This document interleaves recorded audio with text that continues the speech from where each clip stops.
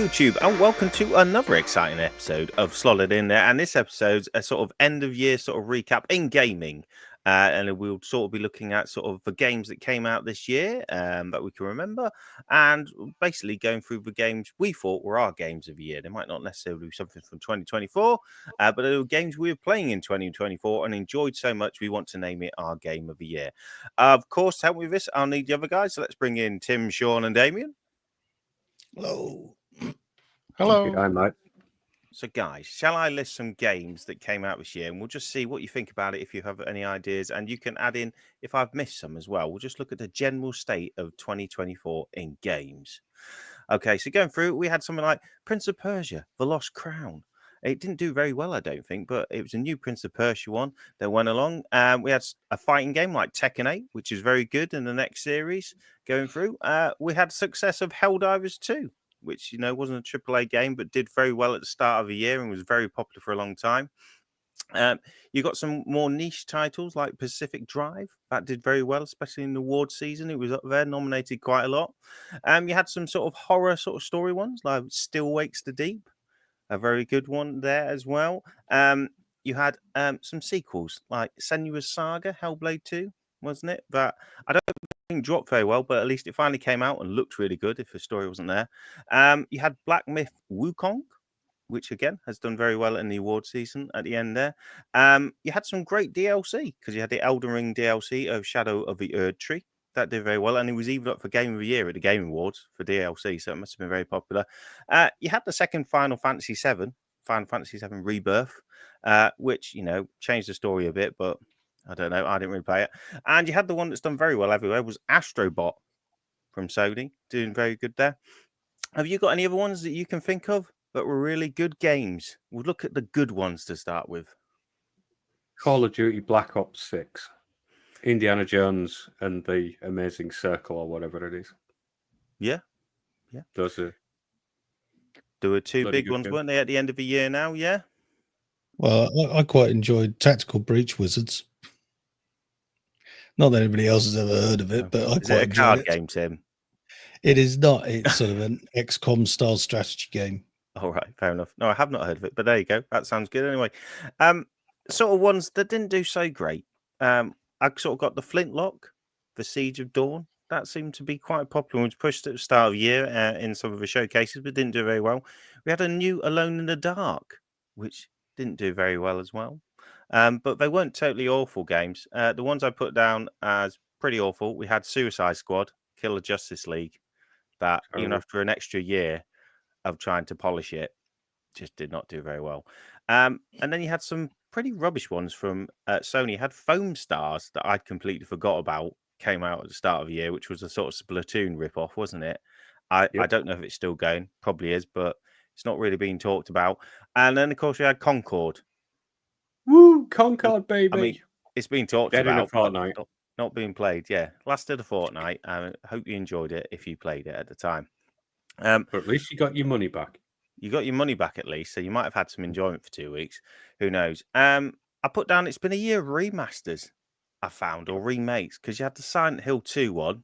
I mean, which was even up for awards, which I could sort of argue about. But you had other stuff like Last of Us Part 2 remaster. Don't think it was needed, but you had it. But you had some classic ones. You had the Tomb Raider trilogy remastered off the PS1, which was quite good.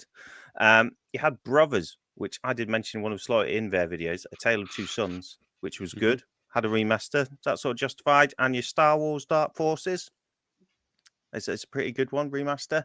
And, of course, Beyond Good and Evil. It was the 20th anniversary edition was out this year as well. So they're all pretty good. But I was just going through the list going, there's just lots of remasters out this year, not really new ones, which was a bit negative.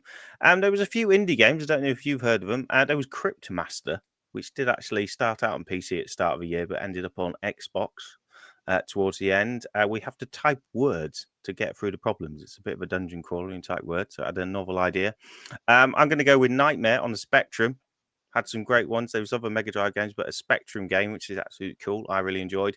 And then you had some sort of niche titles with Squirrel with a Gun, which is a physics-based thing of how to get over stuff by a squirrel shooting a gun. So lots of cool things like that. So what do we generally conclude from those games about the state of games being released this year. We've got any comments on that, guys? Nearly all of them, when they first launch, broken, required day one patching to make them work properly. You've had the other issues, such as Helldivers had a massive revolt against it because Sony wanted to put the PSN logons in there. And if it wasn't for the PC Massive, that pushed back. That would have probably gone forward. And to be fair, it's them that have actually kept that game going. And you just had a lot of development made where people don't want the actual content in the game. Concord being one of them. It's not been a great year. We've had a few good games, but a lot of shite. Do we feel it's been a really bad year? The worst possibly in current times? Could we even say that? Is it that bad a year? Yes. Yeah. Yes. Without a doubt, it definitely has, because the bits that we have had fed to us, like I say, primarily released broken. And to be honest with you, considering we're midway through having this generation of consoles, there's nothing. Still nothing. It's not looking good. However, Xbox, they're starting to push forward with theirs, but the only thing Sony's doing is Astrobot or remastering everything.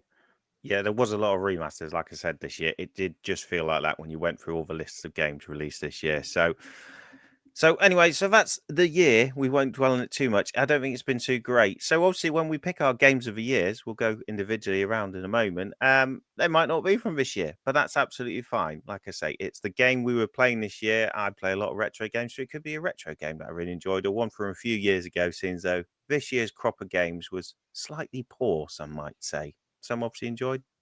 We probably didn't. But there you go then. So choices here. If you just want to mention a game from 2024, if you played one that you thought was quite good, it doesn't have to be a game of the year, but if you do want to mention that first, it's just a little nod, and then you can say a game of the year. Who would like to go first? You go first. You go first. I will lead by example and go first. So what I'm going to say is I had a couple of games that I couldn't decide which was going to be my game of the year. So I want an honourable mention, and I'm going to get away with it saying a 2024 game because it was released on PS4 and PS5 in 2024, about July. And it's a game I played on one of the episodes of Slot in there. It's Planet of Lana.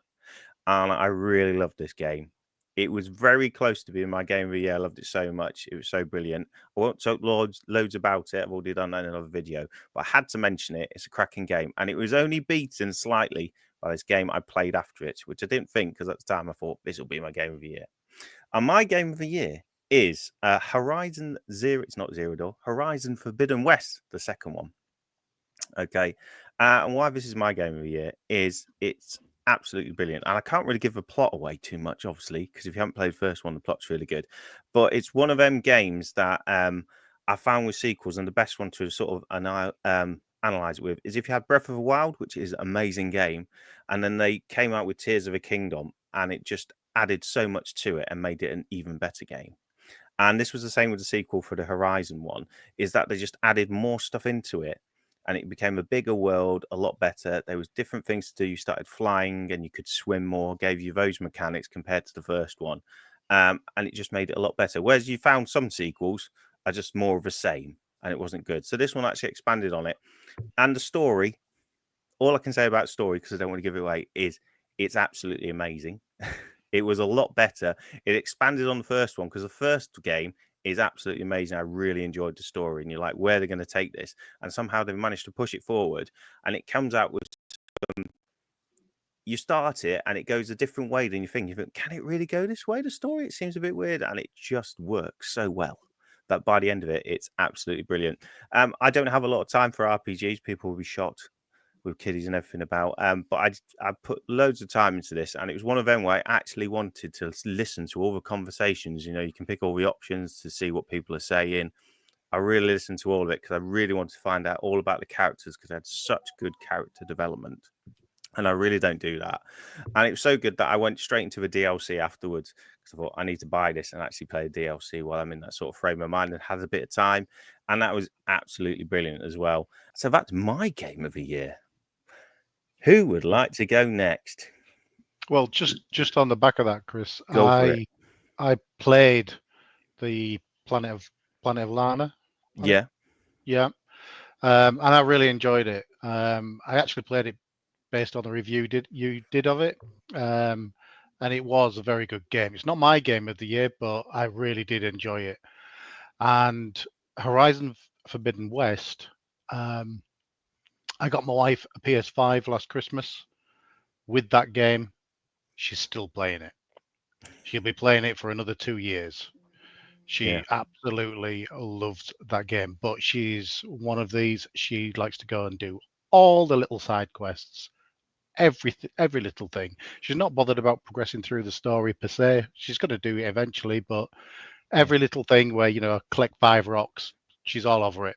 So she absolutely loves it. So she would agree with your choices there. Yeah, yeah. And well, I don't, because I don't have the time. I usually stick to the main quest, but I did actually want to go off and do lots of side quests because you get loads of different characters that you come into it and you learn more about. So yeah, I can totally agree why you could just spend hours in it at a time thinking that to do all the stuff in it. So yeah. Who would like to go next then? Sean, do you want to say yours since you start talking? Yeah, can do. Right. So my game of the year that's been released this year is one that you've mentioned in your introduction, and that's Still Wakes the Deep. I did a review of this earlier in the year. For me personally, there's not been a lot of content out this year that really floats my boat, but that was one game that and Hellblade, another one you mentioned, Senua Saga, were 2 games that I played. Still Wakes the Deep for me is brilliant. It's short. You can do it in about 5.5, 6 hours. Quicker if you speed run it, I guess. But if you want to enjoy the story, it's about 5.5 hours. So it's not long at all. It's not a big commitment. It's set on an oil rig in the North Sea off the coast of England in 1975, I think, in the mid 1970s, which for me personally hit home because my dad was a diver in the North Sea in the 1970s on one of those rigs. So, and that was basically his office. So I wanted to see what it was like, and and the actual game type, it's a sort of a psychological horror FPS, very story driven, very character driven. It just ticks all my boxes. It's just brilliant. Developed by the Chinese Room. So they've been known in the past for a kind of a bit of a walking simulator, which is a bit unfair in my opinion, but the very story driven games. And this was just stunning. It's running on the Unreal 5 engine, so it's got all those bells and whistles. The voice acting was just amazing. They hired local Scottish actors to play the main characters in the game, and they're just brilliantly done. If you like that sort of game, it's absolutely brilliant. Absolutely brilliant story. Graphics are amazing. Really enjoyed it. But my actual game of the year is not released in this year. The one that I've enjoyed the most this year is one that many of us play on this channel, and it's Left 4 Dead 2. Now, what can you say about Left 4 Dead 2 that hasn't already been said? It's been around, was it 2007 or 2008? It was something like that. And it's still giving enjoyment to thousands of gamers around the world, especially us. We play it regularly, at least on a weekly basis. And there's so much content still being produced for it, and modifications for it, and campaigns and sounds and characters and all sorts for it.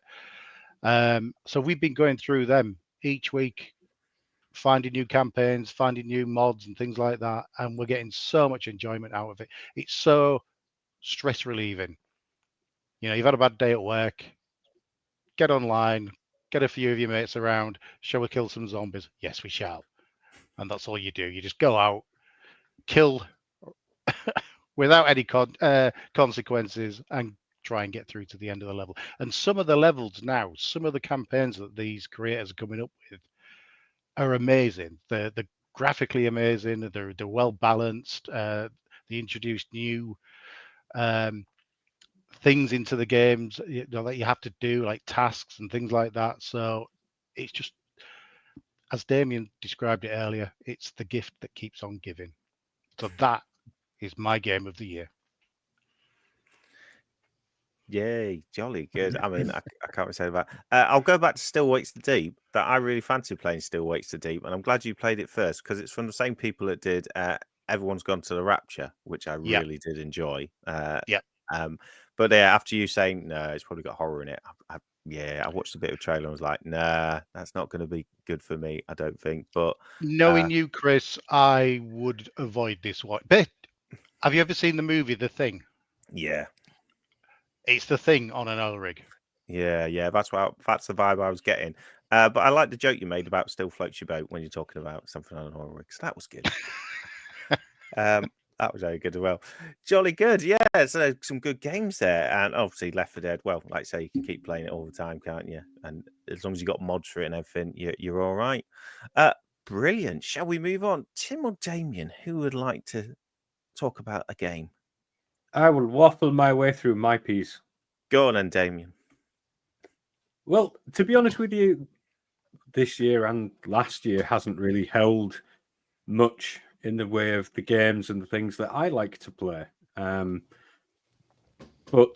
by the end of this year, or nearing the end of this year, I got to play Call of Duty, the new version with a new wrapper, with some slightly additional bits of game mechanics for when you're sliding around on the floor, you can actually rotate around and other bits and pieces like that.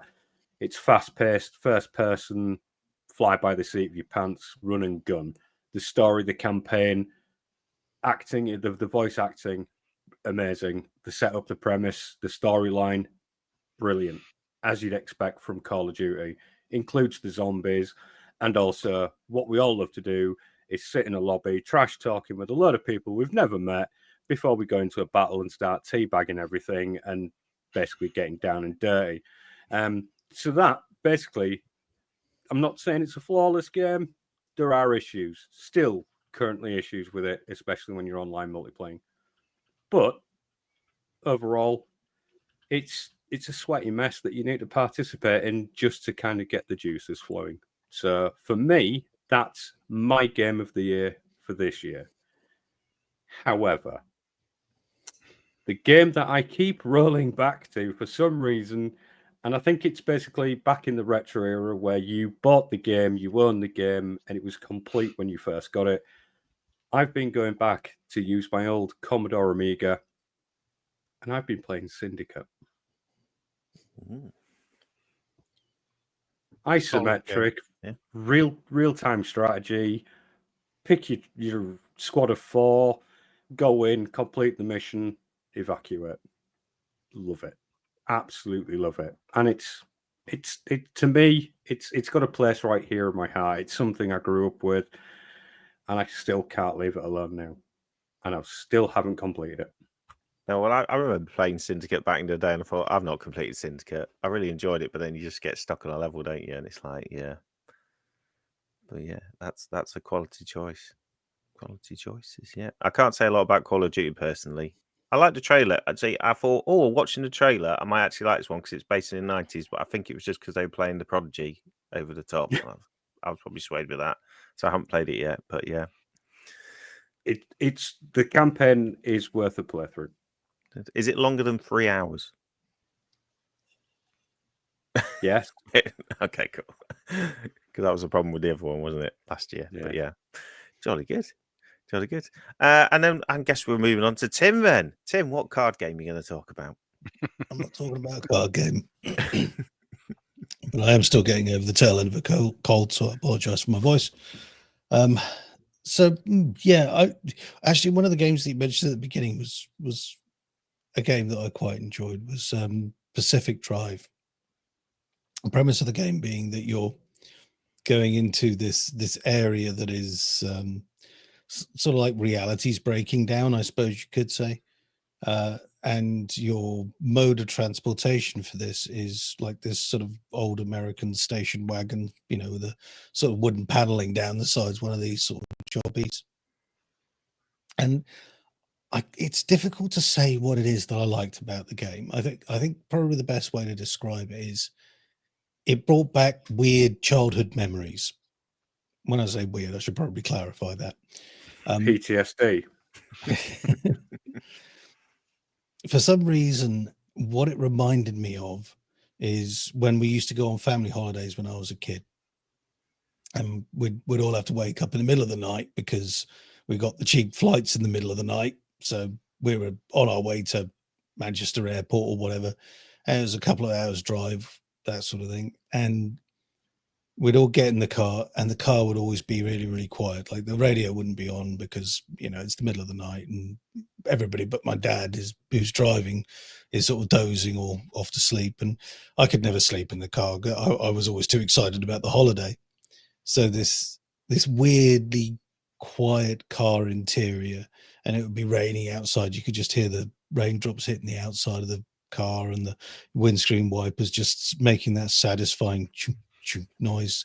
And there was something very, very calming and safe about the idea of being inside this car with all the chaos and everything else going on outside. And that's what this game sort of embodies, is that you're inside this car and it's the one safe place that you know that you have. It's not perfectly safe, but it is safe enough. And that, for some reason, just dragged me back to my childhood and dragged my childhood into that car, into Pacific Drive. So that I still haven't completed the game. I do mean to get around to finishing it, but that was weirdly what got me into that game, is just that satisfying reflection back on my past, which was something that I hadn't thought about in decades, and all of a sudden it was just there in the forefront of my mind. However, for a game, my game of the year, which is not of the year, if you see what I mean. So this game I started playing this year is going to be Pistol Whip, which as soon as I got it a couple of weeks back, I played it every day until I got this wretched cold, and I haven't been able to play it for a few days now, and that's annoying me. But Pistol Whip is basically it's a VR game. Think Beat Saber, but with guns, if you're not familiar. And it is one of the most satisfying games out there. It comes with a healthy amount of aim assist, so you feel super badass as it drags you along through this environment, and guys are popping out and shooting at you, and you have to duck and dodge and weave your way through the environment. It's really, really satisfying, and it happens very, very quickly. And I've been completing all of the levels on hard now, which is insanely difficult to do, and it's thumping beats, bright colors, fast action, just you going crazy, shooting everything as it comes at you. It's a lot of fun. It's also very, very hard on you and your body because you are moving so much. So this is the first time that I've actually found a VR game that forces me to exercise without it feeling like it's exercise. You know, afterwards it feels like it's exercise, but while you're playing the game, even though you're aching, by the end of it, you're like, no, I've got to try that run again. I'm sure I can get it on hard this time. So you just go straight back into it. And then you wake up the next day and you're really sore, but you work all day. And then at the end of the day, you're like, must be Pistol Whip time, surely. So yeah, it's got that little bit of replayability to me. Plus there's remixes, which means you can go to the community who've created their own tracks and stuff and then download them into the game. So there's a lot of replayability in there. And I'm really enjoying that one at the moment. Jolly good, jolly good. Well, first of all, if Pacific Drive reminds you of your childhood, you must have gone on some crazy holidays, crazy drives. I must say, first of all. But yeah, another good choices that you picked there. Yeah, that sounds really good. I've not played the Pistol Whip one, but it sounds good. And all that lot. Is there anything we're looking forward to? So, guys, Sean or Damien, have you got any games that you think to look forward to, or Half-Life 3. Absolutely. Good luck. Half-Life 3. Oh, is that actually coming out? No, Might be. Oh, right. there's Okay. there's a lot of videos on YouTube about data miners seeing a lot of entries for possible Half-Life 3.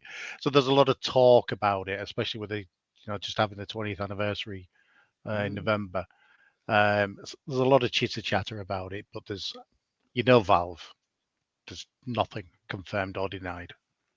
That would be a biggie, though, wouldn't it? If it actually turned up Oh, half God, yeah. 3, wouldn't it? That'd be good. That'd be good. I've got a couple because I had nothing. I was like, I've got nothing exciting. But from watching the Game Awards recently, there was a couple of games that I went, actually, I'm really looking forward to. I don't know if you've seen anything about it. One of them was called Shadow Labyrinth, and it was basically like a Metroidvania game, but with Pac-Man. And you had a little Pac-Man, it looked like, that you ate stuff, and then you had to turn into a giant Pac-Man to eat stuff along the way. And that looked really good, a sort of like twist on Pac-Man in a Metroidvania style. And that got me going, that looks pretty sweet. But the main one that I was like, oh, I'm actually going to have to buy this one, I feel, because it looks really good. It's from the people that did It Takes Two, which if you played that game and had an argument with your loved one, probably because two people have to play it. It's one of them that probably, strengthens your relationships or ends up in divorce. It's called Split Fiction. And it looks quite good because it's about two authors that go in the same headspace, and one writes fantasy and one writes sort of like sci-fi, and they have to go through levels, sort of tasks like that. So that looks really cool. And obviously, I really liked It Takes Two. It was a great sort of game and a lovely story. So, and that's coming out in March just for my birthday. So actually, I was like, that's pretty good. I'm quite excited for that. And like I say, that weird Pac-Man one, Shadow Labyrinth. So that looks quite good. And all we can really look forward to in 2025 is better games and just a better year for gaming, I feel, after 2024. To end on a really positive note. Yeah, next year is going to be great. Anything else to add, guys, before we go? I think this is going to be a suck it and see what comes out. Because to be honest with you, they show us the bells and whistles. When it comes to it, we just get like little bits of glitter and Yeah. Just saying, I don't think we can go on what we're being shown. I think we need to wait for the actual proof being in the pudding. Could do. And along with other things they're talking about, there could be a Switch 2, which might be good. Don't know if you're into Switch anyway. And also maybe an Xbox handheld. I'm going to hang on. Damon's like, no, come on, let me dream. There might be an Xbox. There is allegedly one coming, Yeah. but Microsoft are going to be years off that coming out. I'm pretty sure Steam are rumored to be doing some kind of new hardware. Not exactly sure what, but that'll be an interesting thing to see if anything comes out this year, because I think it's sort of like going the Switch way, isn't it? Like with the Steam Deck and like Xbox talking about handheld. I think there's even rumors of PlayStation looking back at handhelds. Whether we're all going back into that Switch where you can dock it, play it on a thing, and also use it as a handheld, isn't it? And it'd be interesting to see. Like I say, I think the Switch 2 is probably coming back end of next year, so it'd be interesting if any of the other lot come out with it. So that'll be interesting bit of tech as well. So yes, that's a good discussion. That's our games of the year. We hope you enjoyed it. Like I say, if we're not even games from 2024, we're giving you some ideas, and hopefully you enjoyed those games as well. As always, put down in the comments what was your game of 2024. It doesn't have to be a game from 2024. It could just be what was the game that you enjoyed the most out of 2024. And obviously we'll write back to you, because the interaction between you and us is what makes YouTube special. Make sure you look out for other content on our channel and all that lot. And what's the other things we need to remember to, as I always forget to say, guys? Like and subscribe. Leave a comment down below. Talk to us. Tickle the bell. Tickle it. So you're notified of any future uploads. Nice. That's it. So yeah, watch out for other content on the channel that's coming next year, and obviously a new series of slot it in there at some point. But until next time, bye. Happy New Year. Happy Yes. Happy New Year. New Year. Happy. Happy games. Bye-bye now.